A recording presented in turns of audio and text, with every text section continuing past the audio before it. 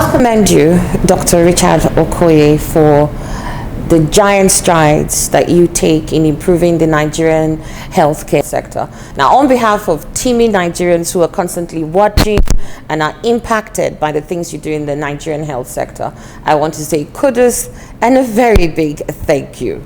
My pleasure. Now, I must move on to this sector because it is something that I'm intrigued about. In fact, I have pondered on this on several occasions. It is common knowledge that you accessed a huge facility from CBN. But Dr. Okoye, what gave you the impetus to require such and demand for such and even accessing it? Can you share with us the story? Actually, when we observe the rate of sudden deaths, in Nigeria, people falling and dying, and regrettably, no facility to be able to deliver such a prompt response, it became a concern to us. Unfortunately, COVID also came, which definitely will limit more people even having access, even if it is out of the country. So it became a burden to us, for which we made a proposal to our bank, Access Bank, a proposal of about 900 million to be able to set up a cath lab and also the cardiac theater and the ICU. And interestingly, in the process of that, we made another application to Access Bank, and that coincided with the aspiration of the federal government and the CBN to quickly, in a sweep dimension, to improve the healthcare system in the country, following COVID and all that. So the CBN rolled out a 500 billion facility in that particular intervention fund. We applied, as many other people applied, and incidentally, good news just came in that the CBN has approved 500 million to enable us to be able to set up that very cath lab, and we thank God for what it has been able to do to the country healthcare delivery. Amazing. Dr. Okoye, 500 million is not 5,000 naira, obviously. And in Nigeria, most ordinary Nigerians who are trying to obtain facilities from banks find it a Herculean task. There's kickbacks, there's lobbying, there are underground dealings that have to go on. Dr. Okoye, please tell us the truth and nothing but the truth. How does one, ordinary Nigerians, access loans like this? Yeah, that actually gives me the morale to be able to share something extraordinary. Extraordinary about the federal government and the CBN under the leadership of Dr. Godwin Emefiele. Contrary to what we share as a narrative, because in Nigeria we always look at the negative sides of the story. Even when the good one happens, sometimes we keep it to ourselves. But this is something amazing. In fact, our experience with CBN is something amazing, and something that should stand as a hope to a common man and a hope to this very country. We made the application of the loan facility through our bank, Access Bank. And obviously, I was approached by a number of people interested. Do I have anybody known in CBN? Do I have anybody I know in the presidency or the CBN leadership to enable the loan, be facilitated? I didn't have anyone. But the fact remains that money was approved. In fact, my bank called me and said, congratulations that the CBN has approved 500 million to us. Now, apart from that, and that's why I want to come in here, to state that there is a future for this country. Contrary to what one will say in Nigerian system, that sometimes the head may be good, but the body may be rotten. Now, when this application was made, a team of CBN inspectors from Port Harcourt branch and also from Abuja, they came around. Quite unlike what anybody will be expecting, they were more mindful. What is the stage of the project? What are the benefits, with emphasis on job creations and all that? Not one person, I said it here, not one person asked me even on transport, can you give us a lunch? Or can we do this in order maybe fortification of the document? They came in with a checklist. I was overwhelmed, impressed. I say, could this still be this same country? We all believe everywhere the corruption and all the rest, it is still working in a sector, and I can testify about it under the leadership of CBN today. And also the federal government, because one will say that if it's coming from federal government approval, it must be apportioned to some certain individuals. It was something that we are beneficiary of such today. So also many other people, and the testimony of it is overwhelming today. My name is Dr. Damian Chiagromo Parocha. I am a surgeon working with Federal Medical Center, Owerri, Imo State. I want to thank God for making me to be alive today in the land of the living. If it were not him and then prompt medical intervention, I would have been a dead person, and I wouldn't have opportunity to be talking to us today. I was told that the facility that is in CBN Mission Hospital that is called a cath lab, that the Central Bank of Nigeria and Access Bank were the ones that were behind the establishment of the cath lab. So I want to use this opportunity to thank them for making this available through the CBN Missions Hospital. And if it were not there, it wouldn't have been possible for prompt intervention in my own case and in the case of other people who may need this intervention. Wow, very impressive indeed. There is indeed hope for Nigeria. I'm impressed. I'm impressed. I must say thank you once again, Dr. Okoye. Now, for so many Nigerians who are listening now, there's a fundamental question I must ask here. There are too many people whose businesses are stagnant and are seeking to access loans. How can Nigerians, ordinary Nigerians now, access loans from CBN? Actually, CBN is not like a commercial bank. It's more of an APS bank. Obtaining loan from CBN, not necessarily be that somebody should walk into the CBN and say, please, I need some loans from you. It's usually they usually go through the banks, because their bank actually serve as a guarantor to whichever loan you are receiving from CBN. So, but if we look at how to build, I still believe that talking about getting loan must not be in your mind starting from CBN. You first of all, how you relate with people. If somebody lends you money, endeavor to pay back. That is the fundamental step to take, because it is your track record that the bank will eventually present to the CBN. I say, we have this very person, he has this capacity, and he has shown integrity, he has shown trust over this very period of track record. All right? So you start off where you are. If somebody gives you money, don't come back to tell stories. You understand me? Don't come back to be in position to don't go to a prophet to pray for debt cancellation, that the person that gave you money should not live again. No. That integrity has to be there. And when you get into the bank and they give you any facility, of course they may ask you, run this your company for a period. They see how you have been consistent and eventually support you with a little. When you get that money, make paying back your loan a responsibility that is so fundamental to the growth of your business. And of course, your person in terms of character. So when that is seen over time, eventually if opportunity like what happens in the CBN from time to time, seeing the need of a particular sector, they can come in. But it is your bank that speaks the language that the CBN will eventually say, yes, these people have been able to show and the evidence are there. They could be in position. So I think that is actually what speaks for us.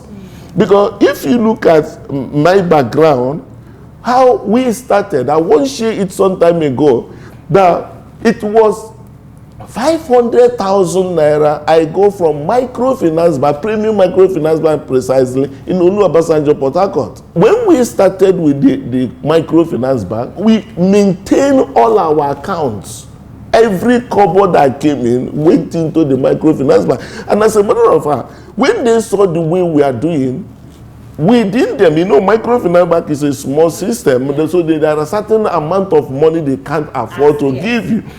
The owners of that ran around, mobilized funds, and give us as a loan facility, being guaranteed by the microfinance bank, 6 million. And we traded with this very 6 million, and they saw that every kobo that comes was accounted for. They went further, seeing that I have brought a good return on investment to them. They mobilized 18 million when we were going to come about with some of our IVF and ICSI equipment. They mobilized 18 million. And then also we walked in and paid back. As of 2011, I had 14 million naira in microfinance bank. Wow. In a microfinance bank. So over the time of seeing this particular record, they now on their own, we didn't say, they saw that, okay, the vision I'm actually painting is quite a huge one. On their own, they moved that report to First Bank with intention that the First Bank is capacious enough, which unfortunately they didn't see. They didn't see that much, and eventually we moved over when they couldn't be in position to believe in what we are doing. Access Bank came in through Herbert Wigwe when he became the MD and gave us the facility to finish they gave us the loan to finish up our hospital facility. And that's how we have been with it. So the fundamental, as ever said, the universal currency is what people should seek, not where this money should come from. We have been with Access Bank, and I can tell you this, in 2015, Access Bank approved 500 million to enable us set us our kidney transplant. And when that money came, we were working on that. But incidentally, there was a change of government, dollar, became a little bit. So by reason of our financial projection, vis-a-vis, the return on investment, it was a little bit, sketchy. So then, because it's not in line with what I told them, we only can use 30 million out of it. I returned the money back to them. What am I doing? I would have used the money and say, okay, let me use it to do some other thing and all that. After all, the money is in our disposal. But it's not in line with what I told them that I'm to do. I made it clear, this is the purpose. And when they come and they will see the paper of which what they gave me this morning is progressing, just like CBN gave, and they came over and over again and saw the progression even on the arrival of the container. I invited them to come. Our containers have arrived. They came and they inspected. This is what we are doing. What is that? Building the universal currency, which is trust. Anywhere trust is, it automatically propels money. This is what is fundamentally lacking in our system. Do you understand me? So it is not a function of saying, no, I want to go to CBN and queue up and say, you people give me money. Dr. Okoye, not many people might identify with your business pattern and model and your intention to drive integrity and trust and grow your business in that manner. How would you say this resolve that you have had and profess to has helped the business, has expanded you? What is the success story of your integrity? Yeah, actually, in Nigeria, we usually look at things from maybe a single perspective. Some people will say, no, I've been showing trust, But it is not just about integrity. You also need to be able to be creative. Because some people have integrity, but they are not creative. While some are very creative, but there's no integrity. So when these two jam together, it usually produce tremendous results. Tremendous result, I can tell you. Now, looking so far, in our experience here, of course, some of the things I've shared, people being able to trust you with their money, and knowing that, look, this very person, and he has a track record. Do you understand what I mean? And that has been able to today positioning Nigeria as a whole being a global destination for medical tourism. But beyond the issue of institutional progress, you also look at one fundamental thing. Before this time, banks hardly give doctors loan. Hardly give doctors loan. As of 2010 to 11, you will hardly see a hospital being funded by a commercial bank. And what was it? They are more mindful of Okoye money. I remember that despite this show we have been able to demonstrate at the level of the commercial bank, at the level of the microfinance bank, they picked up as of then 40 million naira and transferred to First Bank of Nigeria. But when I presented to them that, look, we have this very vision of revolutionizing healthcare delivery in Africa, it was like madness to them. So even despite our commitment, they say just be trying, we are on, and eventually backed out. That would have been, in fact, that is at the point I will say that is by God's mercy we are not consumed, because it would have been the greatest frustration I suffer. So we have to push on. Went to Diamond Bank, the then Diamond Bank. I was asked, who is my father? Where is my the collateral? Do you have any other property anywhere? I said, I got one duplex in my village. The man said to me, it doesn't have any value. So it was quite a depressing experience. But we keep on pushing until we met a man. I called him that he had a third eye, the MD of Access Bank. Now the Access Holding, the MD of Access Holding, Dr. Hebe Mwigwe. He came in. He was then just he just became the MD as of then. He came and saw us building a carcass, and he came in and said, look, I believe in this.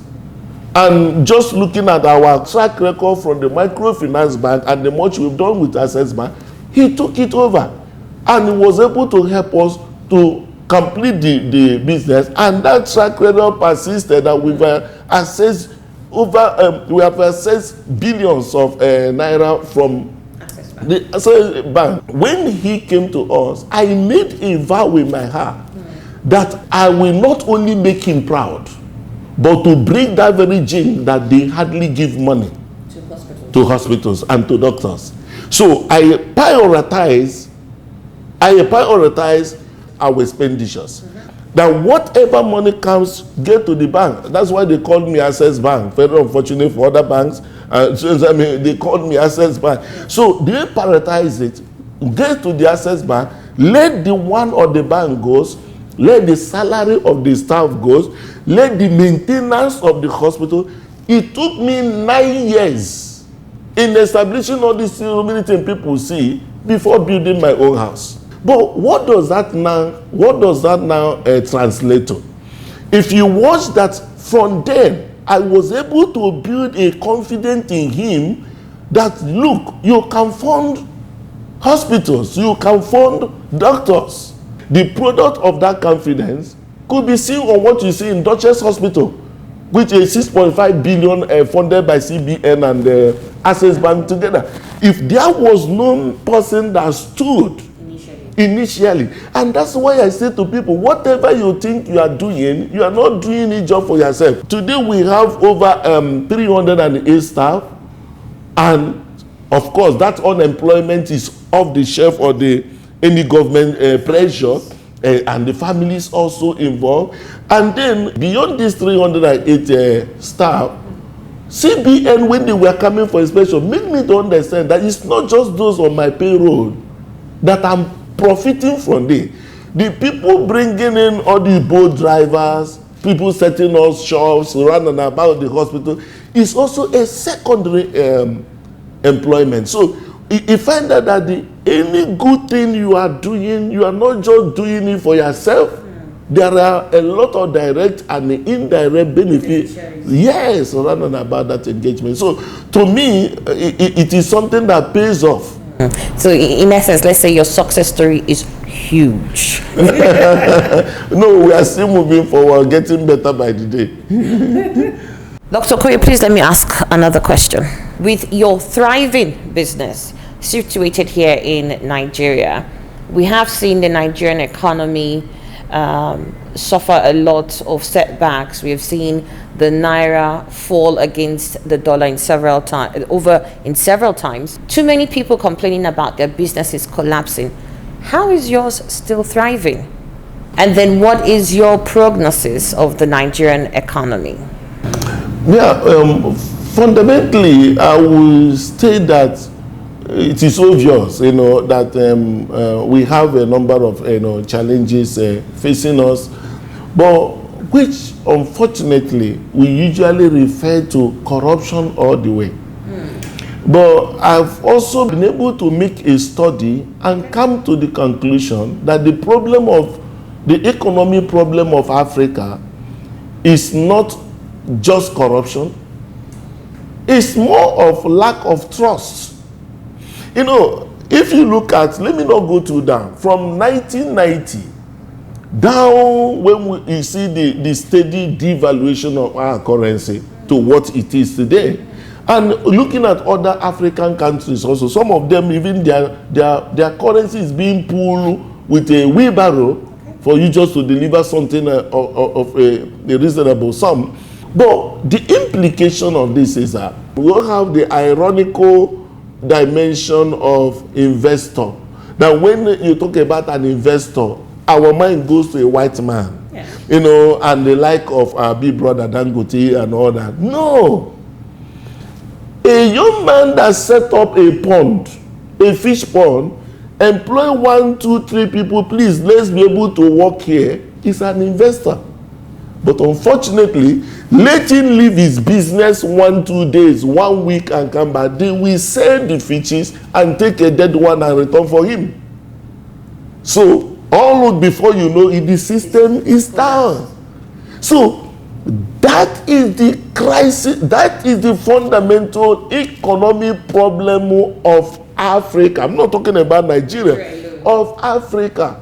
When you are talking about devaluation of your currency, what devaluation of currency in economic policy should do is to attract investors. What do you mean by attracting investors? It's more or less saying, oh, I have a superior currency. Let me go and do business with this set of people. I can get a cheap labor. I can also get a quick return on investment. All right? So but it discovered that, for instance, let's take from 1990 down to this time we have been devaluating and the naira continues just to go down. Has he been able to amount to the number of investors coming into the country? I'm not talking about investors coming to show interest. Sustainable investment. When you have to sustainable investment, they are not there. Which means it is not a function of how much you devaluate your naira, your money. It is not a function of you devaluate your currency. It's not a function of you being able to float your currency. It is lack of trust. If I be an investor, irrespective of what you tell me how weak you are, and I come in, but there is no trust that my investments could be secured, obviously, it is something I will not be able, even if I engage, the possibility of pulling all I have. It's very little. It's very, very little. Do you understand me? So most investors will only come trying to look at what is in the country they can use to make more, rather than making a heavy investment in the long-term purpose. Do you understand? So it is a fundamental problem. Let me be very honest to tell you here. Projecting weakness does not take any advantage. Just like, our leaders usually project Africans to be very weak, very helpless, very poor.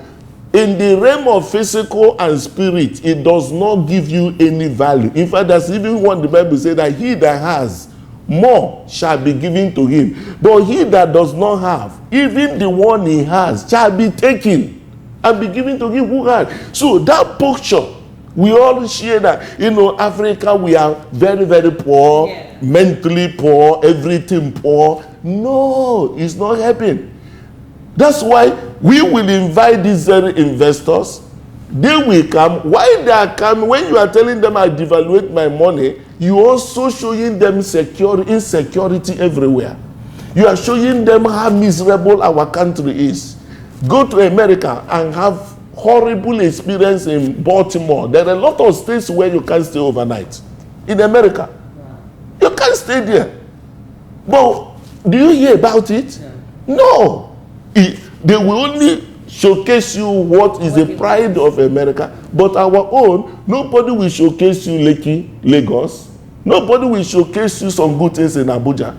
They will only showcase where miserable, like where flies are perching in the nose and all those kind of things. So a lot of things, a lot of orientation has to be, and that's why we are very optimistic. We are coming up with something that we are buying that trust people are scrapping.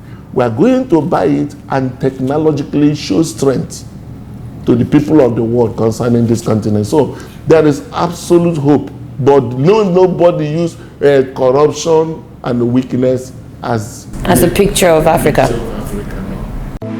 What we're seeing in CBN today is where the giver and the receiver share a common character, which is integrity. On behalf of DrSaveAlife Foundation, owners of CBN Mission Hospital, I want to thank the federal government of Nigeria and the CBN for showing forth character, which is the future of Nigeria.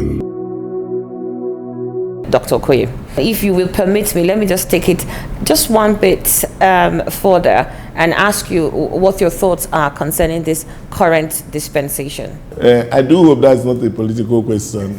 Yeah, because in politics, political philosophy says never say anything good, about your opponent. All right.